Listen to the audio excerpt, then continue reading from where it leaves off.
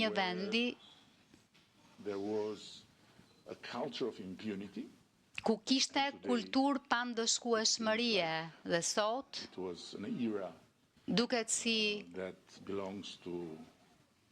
të ketë që në një epokë, në një kohë të shekujve më parë, ndërkohë që ishte vetëm pak vite më parë, bashkëpunimi ynë në ligjzbatim me partnerët evropianë është më i thellë. Administrata jonë është gjithmonë më tepër e angazhuar, e investuar dhe e aftë, siç e tregon edhe puna që bëjmë ngushtësisht me Komisionin dhe rrugtimi ynë evropian është i pakthyeshëm.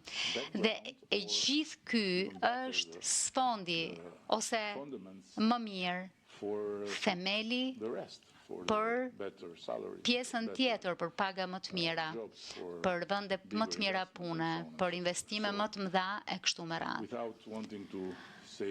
Pa dashur të them shumë më tepër, dua thjesht të falenderoj nga zemra së pari Komisionin, sepse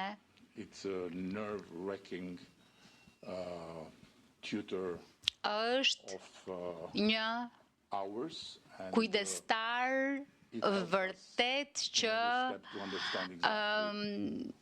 na ndihmon në çdo hap të kuptojmë çfarë duhet të bëjmë dhe si duhet ta bëjmë.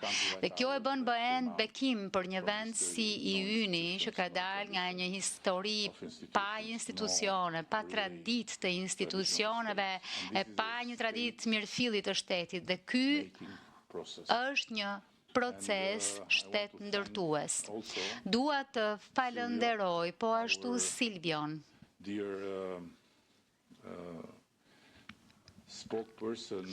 zëdhënësin ton të dashur në emër të kujdestarit që i duhet na sjellë lajme të mira e të këqija.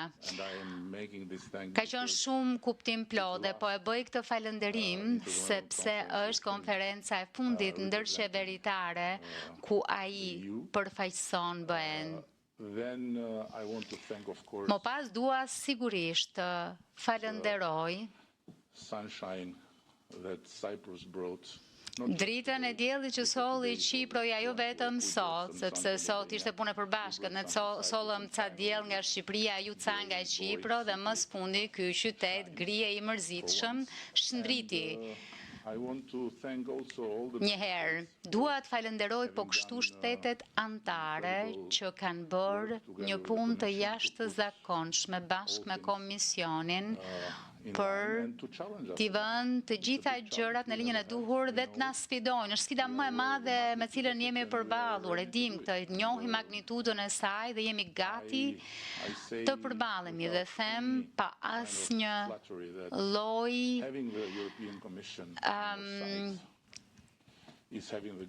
përpjekjeje për të delur, për të kesh Bashkimin Evropian nga ana jote është një garanci që ja del dhe ne do t'ja dalim, do t'jemi antar të kësaj familjeje brenda kësaj dekade. Unë e di, e ndjej, do të luftoj për këtë gjë së bashku me ekipin ton dhe jam shumë